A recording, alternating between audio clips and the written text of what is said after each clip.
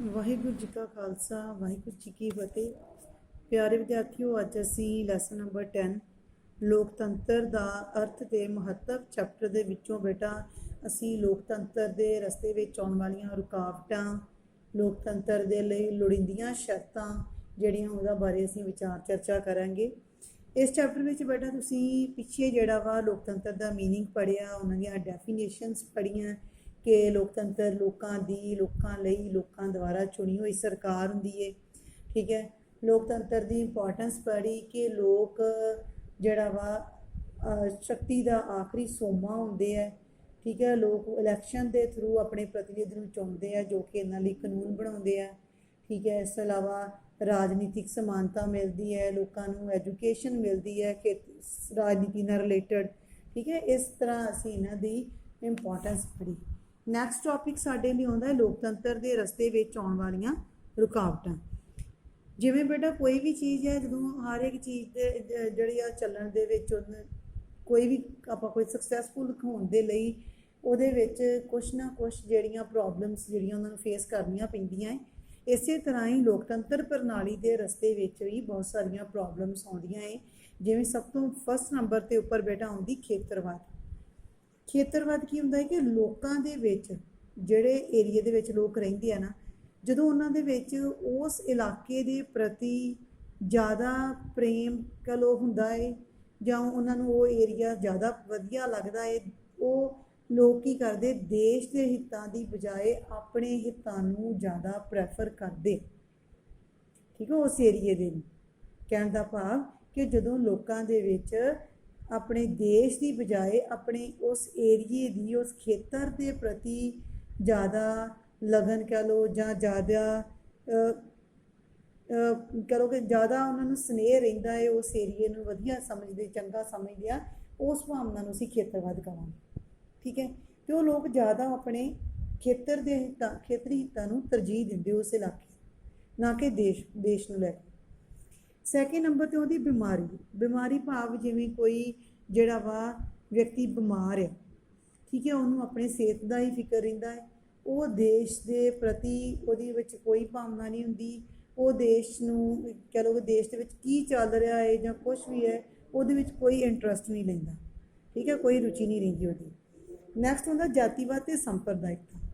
ਜਾਤੀਵਾਦ ਹੁੰਦਾ ਜਾਤ ਨੂੰ ਲੈ ਕੇ, ਜਦੋਂ ਲੋਕਾਂ ਦੇ ਵਿੱਚ ਜਾਤੀ ਨੂੰ ਲੈ ਕੇ ਜਿਹੜੀ ਭਾਵਨਾ ਪੈਦਾ ਹੁੰਦੀ ਹੈ ਤੇਰ ਮੇਰ ਦੀ, ਉਹਨੂੰ ਕਹਿੰਦੇ ਜਾਤੀਵਾਦ। ਸੰਪਰਦਾਇਕਤਾ ਬੇਟਾ ਧਰਮ ਨੂੰ, ਜਦੋਂ ਲੋਕ ਧਰਮ ਦੇ ਪ੍ਰਤੀ ਕੱਟੜ ਹੁੰਦੇ ਆ, ਠੀਕ ਹੈ, ਅਤੇ ਆਪਣੇ ਧਰਮ ਨੂੰ ਦੂਜੇ ਧਰਮਾਂ ਨਾਲੋਂ ਜ਼ਿਆਦਾ ਚੰਗਾ ਜਿਹੜਾ ਉਹ ਸਮਝਦੇ ਆ। ਇਹ ਦੋ ਜਿਹੜੇ ਜਾਤੀਵਾਦ ਅਤੇ ਸੰਪਰਦਾਇਕਤਾ ਨਾ, ਇਹ ਦੋ ਸਮਾਨਤਾਵਾਂ ਸਮਾਜ ਦੇ ਵਿੱਚ ਪਾਈਆਂ ਜਾਂਦੀਆਂ ਜੋ ਕਿ ਦੇਸ਼ ਦੇ ਲੋਕਾਂ ਦੇ ਵਿੱਚ ਆਪਸੀ ਤਣਾਅ ਦਾ ਕਾਰਨ ਬਣਦੀਆਂ, ਨਫ਼ਰਤ ਦਾ ਕਾਰਨ ਬਣਦੀਆਂ, ਅਤੇ ਇਹਦੇ ਕਰਕੇ ਬੇਟਾ ਦੇਸ਼ ਦੀ ਏਕਤਾ ਨੂੰ ਇਹਨਾਂ ਦੇ ਕਰਕੇ ਜਿਹੜਾ ਖਤਰਾ ਰਹਿੰਦਾ ਹੈ। ਨੈਕਸਟ ਉਹਦੀ ਅਨਪੜ੍ਹਤਾ, ਜਿਹੜਾ ਵਿਅਕਤੀ ਪੜ੍ਹਿਆ ਲਿਖਿਆ ਨਹੀਂ ਹੁੰਦਾ, ਅਤੇ ਬੇਟਾ ਅਨਪੜ੍ਹ ਵਿਅਕਤੀ ਜਿਹੜਾ ਵਾ ਉਹਨੂੰ ਦੇਸ਼ ਦੇ ਹਿੱਤਾਂ ਦੀ ਕੋਈ ਸਮਝ ਨਹੀਂ ਹੁੰਦੀ। ਠੀਕ ਹੈ, ਉਹਦਾ ਮੇਨ ਮਕਸਦ ਰੋਜੀ ਰੋਟੀ ਕਮਾਉਣਾ ਹੀ ਹੁੰਦਾ ਹੈ। ਉਹ ਜਦੋਂ ਇਲੈਕਸ਼ਨ ਹੁੰਦੀਆਂ ਹੈ ਅਤੇ ਅਨਪੜ੍ਹ ਵਿਅਕਤੀ ਨੂੰ ਨਹੀਂ ਪਤਾ ਹੁੰਦਾ ਕਿ ਕਿਹੜਾ ਵਿਅਕਤੀ ਜ਼ਿਆਦਾ ਵਧੀਆ ਹੁੰਦਾ ਹੈ। ਠੀਕ ਹੈ, ਕਿ ਕਿਹੜਾ ਵਿਅਕਤੀ ਜ਼ਿਆਦਾ ਵਧੀਆ ਜਿਹੜਾ ਵਾ ਦੇਸ਼ ਚਲਾ ਸਕਦਾ ਹੈ। ਇਸ ਕਰਕੇ ਉਹ ਆਪਣੀ ਵੋਟ ਜਿਹੜੀ ਆ ਉਹਨੂੰ ਵੇਚ ਦਿੰਦੇ ਆ। ਠੀਕ ਹੈ, ਵੋਟ ਵੇਚ ਕੇ ਅਤੇ ਉਹਦੇ ਲਈ ਆਪਣਾ ਧਨ, ਰੋਜੀ ਰੋਟੀ ਦਾ ਸਾਧਨ ਜਿਹੜਾ ਧਨ ਜਿਹੜਾ ਉਹ ਕਮਾਉਂਦੇ ਆ। ਇਸ ਤਰ੍ਹਾਂ ਭਾਵ ਕਿ ਉਹ ਆਪਣੀ ਵੋਟ ਦੀ ਸਹੀ ਵਰਤੋਂ ਜਿਹੜੀ ਆ ਉਹ ਨਹੀਂ ਕਰ ਸਕਦੇ। ਇੱਦਾਂ ਅਨਪੜ੍ਹਤਾ ਵੀ ਜਿਹੜਾ ਵਾ ਇੱਕ ਸਰਾਫ ਹੈਗਾ ਹੈ, ਲੋਕਤੰਤਰ ਦੇ ਰਸਤੇ ਵਿੱਚ ਰੁਕਾਵਟ ਹੈਗੀ। ਨੈਕਸਟ ਬੇਟਾ ਗਰੀਬ। ਅਨਪੜ੍ਹਤਾ ਅਤੇ ਗਰੀਬੀ ਬੇਟਾ, ਜੇ ਅਨਪੜ੍ਹਤਾ ਤਾਂ ਆਟੋਮੈਟਿਕਲੀ ਗਰੀਬੀ ਵੀ ਹੋਣੀ ਹੈ। ਠੀਕ ਹੈ, ਅਤੇ ਗਰੀਬੀ ਜਿਹੜੀ ਆ ਦੇਸ਼ ਦੇ ਵਿਕਾਸ ਵਿੱਚ ਬਹੁਤ ਵੱਡੀ ਰੁਕਾਵਟ ਬਣਦੀ ਹੈਗੀ ਹੈ। ਜਿਵੇਂ ਹੁਣ ਆਪਾਂ ਕਿਹਾ, ਜਿਵੇਂ ਅਨਪੜ੍ਹ ਵਿਅਕਤੀ ਨਹੀਂ ਵੋਟ ਦਾ ਮਹੱਤਵ ਸਮਝਦਾ, ਇਸੇ ਤਰ੍ਹਾਂ ਹੀ ਗਰੀਬ ਵਿਅਕਤੀ ਨੂੰ ਵੀ ਵੋਟਾਂ ਦੇ ਨਾਲ ਜਾਂ ਰਾਜਨੀਤਿਕ ਜਿਹੜੀ ਭਾਗੀਦਾਰੀ ਜਿਹੜੀ ਉਹ ਨਹੀਂ ਲੈਂਦਾ, ਪਾਰਟੀਸਪੇਟ ਨਹੀਂ ਕਰਦਾ ਇਲੈਕਸ਼ਨ ਦੇ ਵਿੱਚ ਵੀ। ਠੀਕ ਹੈ, ਅਤੇ ਉਹ ਆਪਣੀਆਂ ਵੋਟਾਂ ਜਿਹੜੀਆਂ ਵਾ ਉਹ ਵੀ ਵੇਚ ਕੇ ਆਪਣੇ ਗੁਜ਼ਾਰਾ ਜਿਹੜਾ ਕਰਦਾ ਹੈ ਵੋਟਾਂ ਦੇ ਟਾਈਮ 'ਤੇ। ਨੈਕਸਟ ਆਉਂਦਾ ਉਦਾਸੀਨਤਾ ਜਾਂ ਨਿਰਾਸ਼ਤਾ।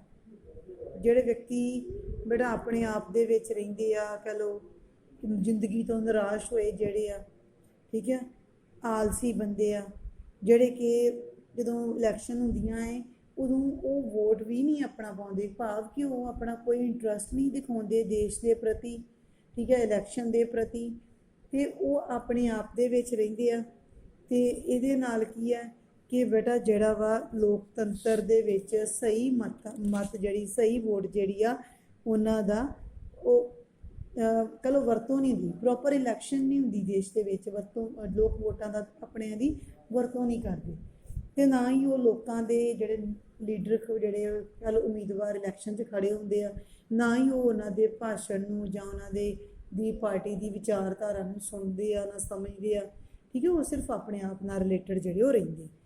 ਇਹ ਸੀ ਲੋਕਤੰਤਰ ਦੇ ਰਸਤੇ ਵਿੱਚ ਆਉਣ ਵਾਲੀਆਂ ਰੁਕਾਵਟਾਂ ਜਿਹੜੀਆਂ ਕਿ ਲੋਕਤੰਤਰ ਦੀ ਸਫਲਤਾ ਦੇ ਲਈ ਖਤਰਾ ਜਿਹੜੀਆਂ ਉਹ ਸਾਬਤ ਹੁੰਦੀਆਂ।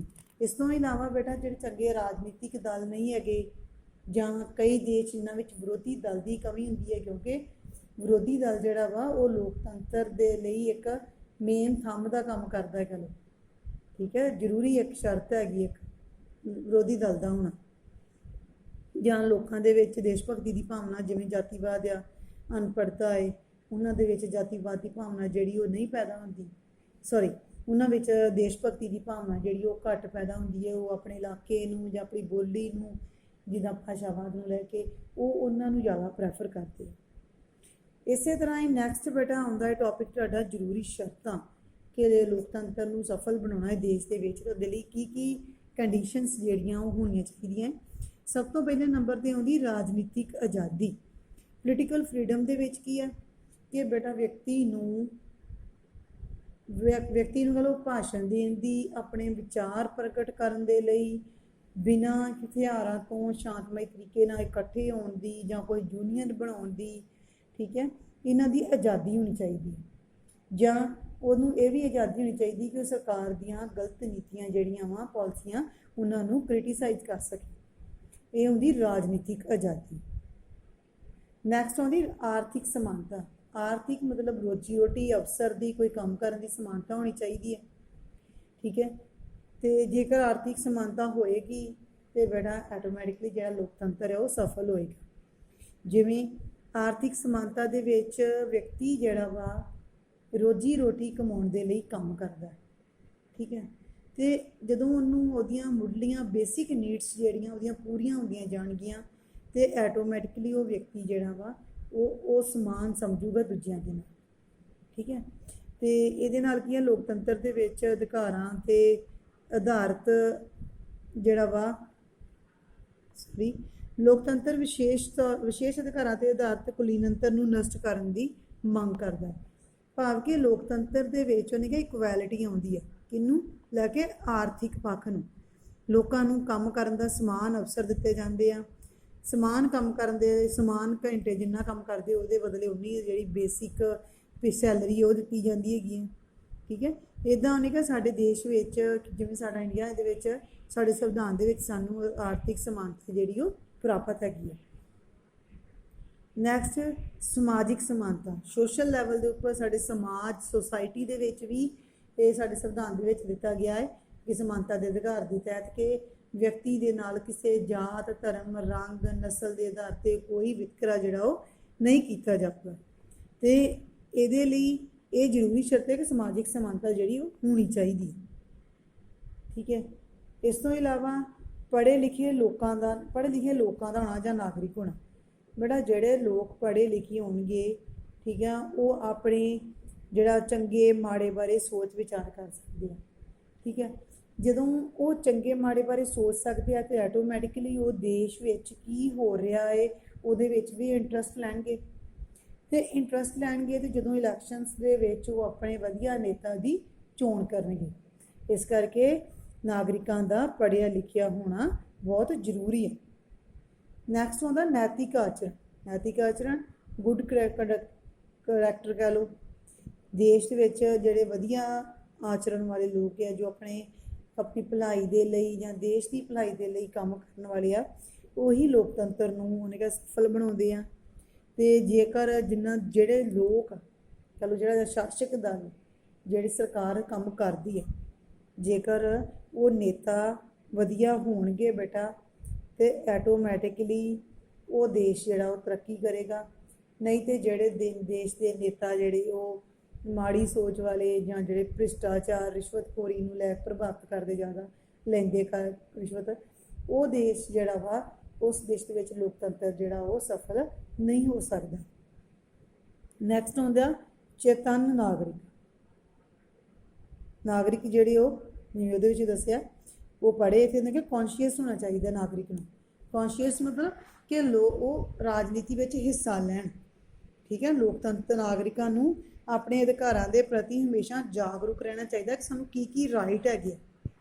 ਸਾਡੇ ਜੇਕਰ ਸਾਨੂੰ ਰਾਈਟਸ ਮਿਲੇ ਆ, ਮੌਲਿਕ ਅਧਿਕਾਰ ਜਾਂ ਅਧਿਕਾਰ ਸਾਨੂੰ ਪ੍ਰਾਪਤ ਹੈ, ਉਹਦੇ ਨਾਲ ਰਿਲੇਟਡ ਸਾਨੂੰ ਸਾਡੇ ਡਿਊਟੀਜ਼ ਵੀ ਹੈਗੀਆਂ। ਅਤੇ ਹਾਂ ਉਸ ਨਾਗਰਿਕ ਜਿਹਦੇ 'ਚ ਕੌਨਸ਼ੀਅਸ ਹੋਣਗੇ, ਨਾਗਰਿਕ 'ਚ ਪੜ੍ਹੇ ਲਿਖੇ ਚੇਤਨ ਨਾਗਰਿਕ ਹੋਣਗੇ ਬੇਟਾ, ਉਹ ਐਟੋਮੈਟਿਕਲੀ ਇਮਾਨਦਾਰੀ ਦੇ ਨਾਲ ਆਪਣੇ ਫਰਜ਼ ਜਿਹੜੇ ਉਹ ਅਦਾ ਕਰਨਗੇ।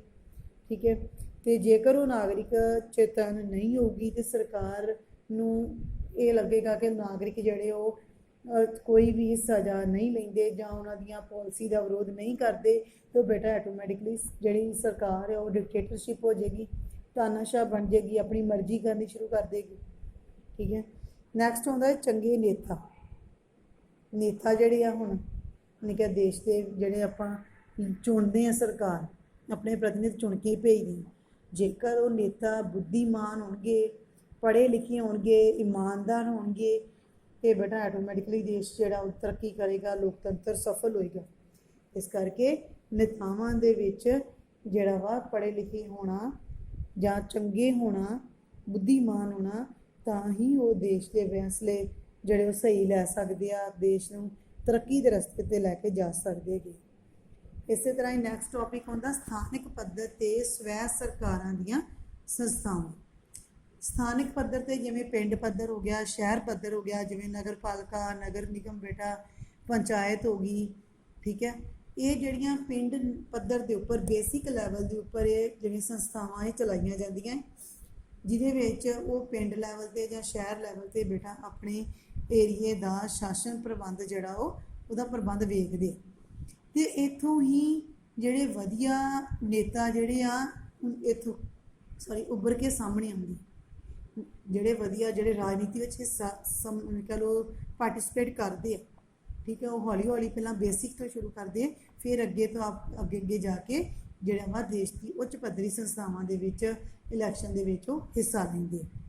ਨੈਕਸਟ ਹੁੰਦਾ ਨਿਆਂਪਾਲਿਕਾ ਦੀ ਸੁਤੰਤਰਤਾ। ਜਿਵੇਂ ਬੇਟਾ ਆਪਾਂ ਕਹਿੰਦੇ ਸਰਕਾਰ ਦੇ 3 ਅੰਗ ਆ, ਕਾਰਜਪਾਲਿਕਾ, ਵਿਧਾਨਪਾਲਿਕਾ ਅਤੇ ਨਿਆਂਪਾਲਿਕਾ। ਕਾਰਜਪਾਲਿਕਾ ਆਪਾਂ ਕਹਿੰਦੇ ਸੀ ਵਿਧਾਨਪਾਲਿਕਾ ਕਹਿੰਦੇ ਸੀ ਕਾਨੂੰਨ ਬਣਾਉਂਦੀ ਹੈ, ਕਾਰਜਪਾਲਿਕਾ ਨੂੰ ਲਾਗੂ ਕਰਦੀ ਹੈ, ਅਤੇ ਨਿਆਂਪਾਲਿਕਾ ਉਹਨਾਂ ਦੀ ਰੱਖਿਆ ਕਰਦੀ ਹੈ। ਅਤੇ ਨਿਆਂਪਾਲਿਕਾ ਦਾ ਸੁਤੰਤਰ ਹੋਣਾ ਬਹੁਤ ਜ਼ਿਆਦਾ ਜ਼ਰੂਰੀ ਹੈ। ਬੇਟਾ ਜੇ ਨਿਆਂਪਾਲਿਕਾ ਸੁਤੰਤਰ ਹੋਵੇਗੀ ਅਤੇ ਲੋਕਾਂ ਨੂੰ ਸਹੀ ਨਿਆਂ ਜਿਹੜਾ ਉਹ ਦਿੱਤਾ ਜਾਊਗਾ, ਮਿਲੂਗਾ।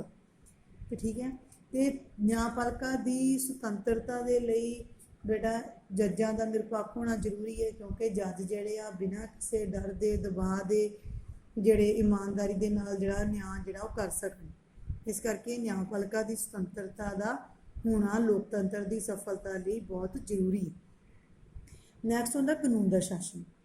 ਕਿ ਜਿਵੇਂ ਕਾਨੂੰਨ ਦਾ ਸ਼ਾਸਨ ਕਿ ਕਾਨੂੰਨ ਸਰਵਉੱਚ ਮੰਨਿਆ ਗਿਆ, ਆਪਾਂ ਸੰਵਿਧਾਨ ਨੂੰ ਪੜ੍ਹਿਆ ਕਿ ਸਰਵਉੱਚ ਆ, ਕੋਈ ਵੀ ਸੰਸਥਾ ਜਾਂ ਸਰਕਾਰ ਜਿਹੜੀ ਆ ਸੰਵਿਧਾਨ ਦੇ ਉਲਟ ਜਿਹੜਾ ਕੋਈ ਕਾਨੂੰਨ ਨਹੀਂ ਪਾਸ ਕਰ ਸਕਦੀ। ਅਤੇ ਇਸੇ ਤਰ੍ਹਾਂ ਹੀ ਕਾਨੂੰਨ ਦਾ ਸ਼ਾਸਨ ਹੈ ਕਿ ਲੋਕਾਂ ਦੀ ਭਲਾਈ ਦੇ ਲਈ ਸਰਕਾਰ ਜਿਹੜੀ ਉਹ ਕਾਨੂੰਨ ਬਣਾਉਂਦੀ ਹੈ। ਠੀਕ ਹੈ, ਅਤੇ ਕਾਨੂੰਨ ਬਣਾਉਣ ਦੇ ਲਈ ਕਿ ਵਿਅਕਤੀ ਕਾਨੂੰਨ ਤੋਂ ਉੱਪਰ ਨਹੀਂ ਹੈਗਾ, ਕਾਨੂੰਨ ਸਾਰਿਆਂ ਤੋਂ ਉੱਪਰ ਆ, ਅਤੇ ਕਾਨੂੰਨ ਦੇ ਅਨੁਸਾਰ ਹੀ ਹਰ ਤਰ੍ਹਾਂ ਦੇ ਫੈਸਲੇ ਜਿਹੜੇ ਡਿਸੀਜ਼ਨ ਜਿਹੜੇ ਉਹ ਲਏ ਜਾਂਦੇ ਆ, ਅਤੇ ਸਾਰੇ ਨਾਗਰਿਕਾਂ ਨੂੰ ਕਾਨੂੰਨ ਦੇ ਸਾਹਮਣੇ ਬਰਾਬਰ ਸਮਝਿਆ ਜਾਂਦਾ ਹੈ, ਸਮਝਿਆ ਜਾਣਾ ਜ਼ਰੂਰੀ। ਸ਼ਕਤੀਆਂ ਦਾ ਵਿਕੇਂਦਰੀਕਰਨ ਹੁੰਦਾ ਬੇਟਾ ਵੰਡ ਕਰਨਾ। ਠੀਕ ਹੈ, ਸ਼ਕਤੀਆਂ ਦਾ ਵਿਕੇਂਦਰੀਕਰਨ ਜਿਹੜਾ ਵਾ ਭਾਵ ਕਿ ਰਾਜਾਂ ਅਤੇ ਸੈਂਟਰ ਗੌਰਮੈਂਟ ਦੇ ਵਿਚਕਾਰ ਸ਼ਕਤੀਆਂ ਦੀ ਵੰਡ ਹੋਣੀ ਜ਼ਰੂਰੀ ਹੈ। ਸ਼ਕਤੀਆਂ ਦਾ ਜੇ ਕੇਂਦਰੀਕਰਨ ਦੀ ਗੱਲ ਕਰੀਏ, ਕੇਂਦਰੀਕਰਨ ਦਾ ਮਤਲਬ ਕਿ ਸੈਂਟਰਲ ਗੌਰਮੈਂਟ ਕੋਲ ਜੇਕਰ ਜ਼ਿਆਦੀਆਂ ਸ਼ਕਤੀਆਂ ਹੋਣਗੀਆਂ ਅਤੇ ਸੈਂਟਰਲ ਗੌਰਮੈਂਟ ਜਿਹੜੀ ਆ ਸਟੇਟਸ ਦੇ ਉੱਪਰ ਜ਼ਿਆਦਾ ਪਾਵਰਫੁਲ ਹੋਏਗੀ ਅਤੇ ਆਪਣੇ ਡਿਸੀਜ਼ਨ ਜਿਹੜੀ ਉਹਨਾਂ 'ਤੇ ਥੋਪੇਗੀ। ਇਸ ਕਰਕੇ ਸ਼ਕਤੀਆਂ ਦਾ ਵਿਕੇਂਦਰੀਕਰਨ ਹੋਣਾ ਚਾਹੀਦਾ ਹੈ ਤਾਂ ਕਿ ਲੋਕਾਂ ਨੂੰ ਜਿਹੜੀ ਸਟੇਟ ਲੈਵਲ ਦੇ ਉੱਪਰ ਵੀ ਸਰਕਾਰ ਬਣੇਗੀ ਅਤੇ ਲੋਕ ਜਿਹੜੇ ਉਹਦੇ ਵਿੱਚ ਵੀ ਹਿੱਸਾ ਲੈਣਗੇ ਅਤੇ ਲੋਕਾਂ ਨੂੰ ਸ਼ਾਸਨ ਪ੍ਰਬੰਧ ਚਲਾਉਣ ਦੇ ਲਈ ਸਿੱਖਿਆ ਜਿਹੜੀ ਦੇਣ ਦਾ ਕੰਮ ਕੌਣ ਕਰਦਾ? ਸ਼ਕਤੀਆਂ ਦਾ ਵਿਕੇਂਦਰੀਕਰਨ ਮਤਲਬ ਸ਼ਕਤੀਆਂ ਦੀ ਵੰਡ ਹੋਊਗੀ। ਸਟੇਟ ਗਵਰਨਮੈਂਟ ਆਪਣੇ ਲੈਵਲ ਦੇ ਉੱਪਰ ਕੰਮ ਕਰੇਗੀ, ਜਾਂ ਜਿਵੇਂ ਆਪਾਂ ਕਹਿੰਦੇ ਲੋਕਲ ਗਵਰਨਮੈਂਟ ਬੋਡੀਜ਼ ਆ ਗਈਆਂ, ਸਥਾਨਕ ਪੱਧਰ ਦੀਆਂ ਸਰਕਾਰਾਂ ਸੰਸਥਾਵਾਂ ਜਿਹੜੀਆਂ, ਠੀਕ ਹੈ, ਜਦੋਂ ਉਹ ਆਪੋ ਆਪਣਾ ਕੰਮ ਕਰਨਗੇ ਤੇ ਇਹਦੇ ਨਾਲ ਕੀ ਹੋਊਗਾ ਕਿ ਸਰਕਾਰ ਜਿਹੜੀ ਆ ਉਹ ਤਾਨਾਸ਼ਾਹ ਨਹੀਂ ਬਣੇਗੀ, ਨਿਰੰਕੁਸ਼ ਨਹੀਂ ਬਣੂਗਾ ਸਰਕਾਰ ਦਾ ਕੋਈ ਵੀ ਅੰਗ, ਠੀਕ ਹੈ, ਤੇ ਉਹ ਆਪਣੇ ਜਿਹੜੀ ਸ਼ਕਤੀਆਂ ਦੇ ਜਿਹੜੇ ਉਹਨਾਂ ਨੂੰ ਮਿਲੀਆਂ ਉਹਦੇ ਅਕੋਰਡਿੰਗ ਜਿਹੜਾ ਉਹ ਕੰਮ ਕਰਨਗੇ। ਨੈਕਸਟ ਆਉਂਦਾ ਸਿਧਾਂਤ ਤੇ ਆਧਾਰਿਤ ਸੰਗਠਿਤ ਰਾਜਨੀਤਿਕ ਦਲ। ਜਿਵੇਂ ਸਾਡੇ ਦੇਸ਼ ਦੇ ਵਿੱਚ ਬਹੁਤ ਦਲ ਰਾਜਨੀਤਿਕ ਪ੍ਰਣਾਲੀ ਅਪਣਾਈ ਜਾਂਦੀ ਹੈ। ਰਾਜਨੀਤਿਕ ਦਲ ਦਾ ਮੀਨਿੰਗ ਬੇਟਾ ਪਿੱਛੇ ਵੀ ਦੱਸ ਚੁੱਕੀ ਸੀ।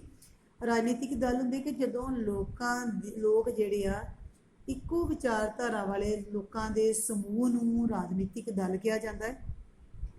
ਰਾਜਨੀਤਿਕ ਦਲ ਤੋਂ ਬਿਨਾਂ ਲੋਕਤੰਤਰ ਸਕਸੈਸਫੁਲ ਨਹੀਂ ਹੁੰਦਾ ਹੈ। ਸਾਡੇ ਦੇਸ਼ ਵਿੱਚ ਬਹੁਦਲ ਪ੍ਰਣਾਲੀ ਹੈ ਤੇ ਵਾਰ-ਵਾਰ ਕਦੀ ਕਿਸੇ ਪਾਰਟੀ ਦੀ ਜਾਂ ਕਿਸੇ ਪਾਰਟੀ ਦੀ ਸਰਕਾਰ ਜਿਹੜੀ ਉਹ ਬਣਦੀ ਹੈ।